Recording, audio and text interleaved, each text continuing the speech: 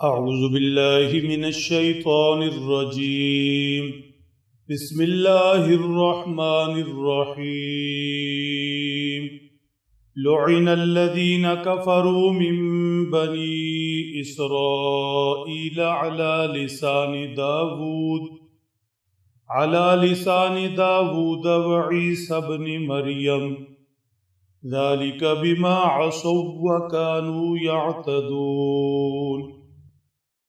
كانوا لا يتناهون عن منكر فعلوه لبئس ما كانوا يفعلون. ترى كثيرا منهم يتولون الذين كفروا لبئس ما قدمت لهم أنفسهم أن سخط الله عليهم وفي العذاب هم خالدون. صدق اللہ العظیم. گزشتہ زیر درس آیت شریفہ میں اہل کتاب کو غلو فی الدین، دین میں حد سے آگے بڑھنے اور گمراہوں کی پیروی سے، ان کی بات ماننے سے بچنے کی تلقین فرمائی گئی. جبکہ آج جو آیات مبارکہ تلاوت کی گئی ہیں ان میں یہود و نصارہ کی گمراہی، یہود و نصارہ کی گراوٹ کی انتہا ذکر ہو رہی ہے.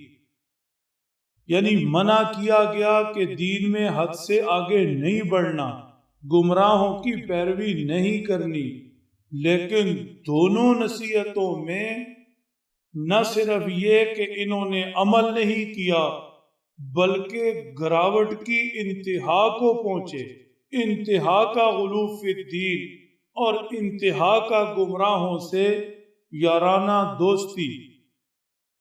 ارشاد فرمایا لعن الذین کفروا علی لسان داود وعیسی بن مریم. بنی اسرائیل، اہل کتاب، یہود و نصارہ، ان پر سیدنا حضرت داود، سیدنا حضرت عیسیٰ علیہم السلام کی طرف سے لعنت کی گئی، انہیں بددعا دی گئی. یہ ایسے بدبخت بد نصیب لوگ ہیں کہ عظیم المرتبت پیغمبروں کو ستایا اور پھر ان کی طرف سے بد دعا کے، لعنت کے مستحق ٹھہرے. نتیجہ اس کا یہ نکلا کہ ظاہری طور پر بندر خنزیر بنائے گئے، باطنی طور پر ایسی گمراہی کی دلدل میں جا پھنسے کہ واپسی ممکن نہ رہی. ذالک بما عصوا وکانوا یعتدون. داود و عیسیٰ علیہم السلام کی طرف سے بد دعا اور لعنت کیوں ہوئی؟ سبب اس کا یہ تھا کہ یہ نافرمانی میں، حد سے تجاوز کرنے میں آگے بڑھ گئے.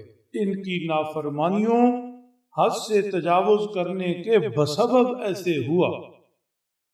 کانوا لا یتناہون عن منکر فعلوا لبئس ما كانوا يفعلون. یہود و نصارہ کی گراوٹ کی انتہا ملاحظہ ہو.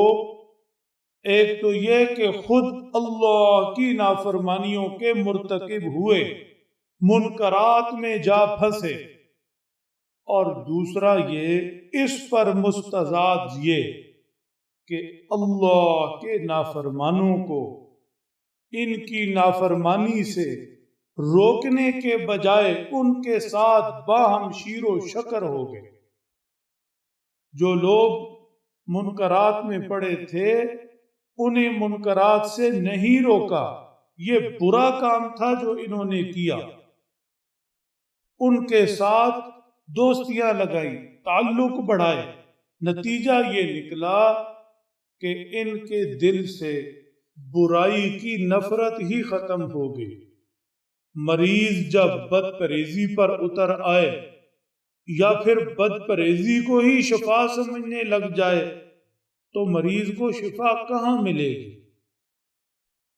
ان بد نصیبوں نے ہاتھوں میں تورات و انجیل پکڑی، پیغمبر پر ایمان کا دعویٰ، رب کی عبادت بندگی کا بظاہر دم بھرنے والے مشرکین مکہ سے جا ملے، یعنی مسلمانوں کو کمزور کرنے کے لیے مسلمانوں کے خلاف اتحاد میں جا ملے۔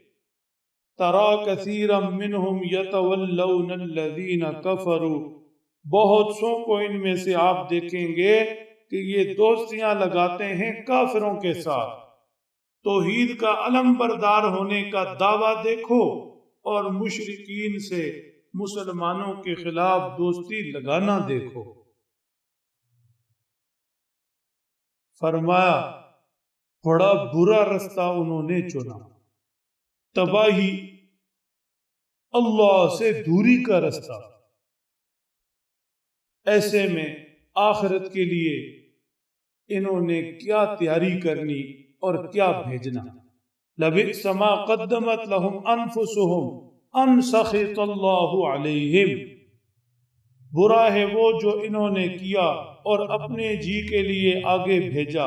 کیا بھیجا؟ اللہ کی ناراضگی۔ انہوں نے حد سے تجاوز کر کے انہوں نے مسلمانوں کے خلاف مشرکین مکہ کو مضبوط کر کے اللہ کی ناراضگی کمائی، اللہ کی ناراضگی کمائی، جس کا نتیجہ وَفِي الْعَذَابِ هُمْ خَالِدُونَ، جہنم کے اندر ہمیشہ رہیں گے۔ انجام ان کا یہ ہے۔ اللہ کے حبیب مکرم صلی اللہ علیہ وسلم پر ایمان لاتے، قرآن پاک کو سینے سے لگاتے، پہلے سب نبیوں کتابوں کی تصدیق کرنے والی نجات ہوتی، جنت ملتی۔ اللہ سمجھ دیں، عمل کی توفیق بخشے۔